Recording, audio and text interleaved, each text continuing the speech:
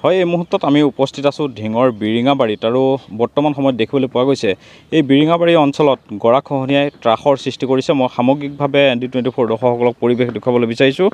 এনেদৰে দেখিবলৈ পোৱা গৈছে ব্ৰহ্মপুত্ৰৰ যি এফালে যদি বাঢ়নী পানীৰ তাণ্ডৱ, আনফালে দেখিবলৈ পোৱা গৈছে বৰ্তমান সময়ত গৰাখহনীয়াই এক ত্ৰাসৰ সৃষ্টি কৰিছে। আৰু আমি এই মুহূৰ্তত বিৰিঙাবাৰীৰ পৰা পোনপটীয়াকৈ দৰ্শকসকলক পৰিৱেশ দেখুৱাইছোঁ।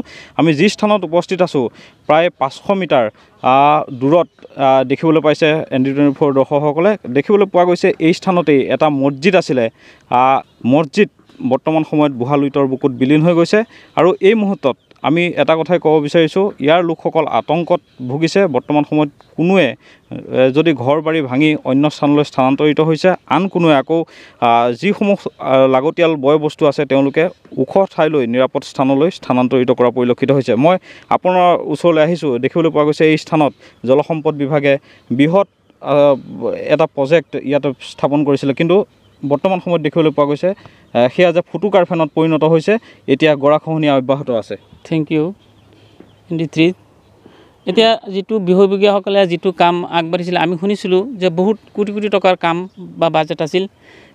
টকা অনুযায়ী সিহঁতে কাম কৰা নাই। ইয়াতে বহুত লেহেম গতিত কাম কৰিছে, এফালে কৰিছে আনফালে কৰা নাই। এই অলপ জেগা ঠেক আছিল, সেই ঠেকটো ভাঙি এতিয়া আমাৰ ইয়াতে বসবাস কৰা 5-6 ঘৰমান মানুহ আছিল। বাসগৃহ এইবিলাক নদীয়ে উঠাই নিছে। এটা ধৰ্মীয় পুৰণা অনুষ্ঠান আছিল 50-60 বছৰ আগৰে, এই ধৰ্ম অনুষ্ঠানটো উঠাই নিছে। আৰু আমাৰ জানামতে বা শুনামতে এই ইয়াতে যে এছু আছিল, এছুৱে বহুতে দুৰ্নীতি কৰিছে। সি ইয়াতে যিবিলাক বস্তা আছিল বা মাটি ভৰাই পানীতে পেলাবলগীয়া হৈছিল, সেইবিলাক সিহঁতে জিঅ' বেগ সেইবিলাক উঠাই বেলেগতে বিক্ৰী কৰা শুনিছোঁ আমি।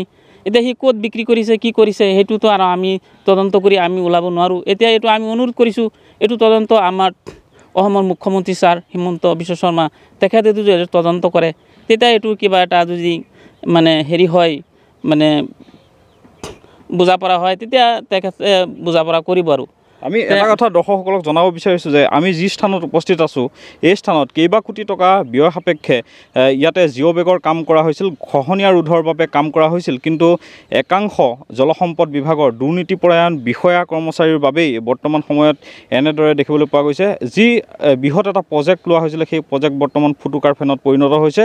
আৰু বৰ্তমান সময়ত এনেদৰে বুঢ়ালুইতৰ যি খহনীয়া অব্যাহত আছে, কিন্তু ইয়াৰ যিসকল লোক তেওঁলোকে ভয়ংকৰ অভিযোগ উত্থাপিত কৰিছে।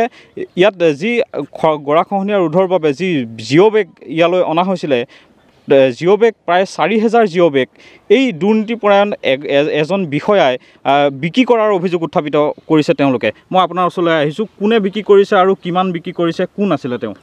কিমান বিক্ৰী কৰিছে সেইটো মই নাজানো, কিন্তু আমাৰ সন্মুখত বস্তাখিনি মতাবাৰীৰ কাষতে আছিল, আমাৰ ঘৰৰ ওচৰতে আছিল। 4000 বস্তা ইয়াতে আছিল। কাম কৰাৰ পাছতো এইখিনি ৰাখি থৈছিল। তেতিয়ালৈকে সি কৰিলে সৰু শইকীয়া, এছু ছাৰ হয়, সৰু শইকীয়া সেইখিনি বস্তা তাত বাজাজ কোম্পানীত দি দিলে।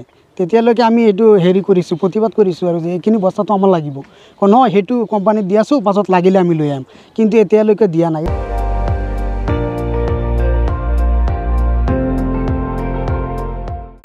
আপুনি চাই আছে ND24, সৰ্বশ্ৰেষ্ঠ নহয় সৰ্বোত্তমৰ দৌৰত।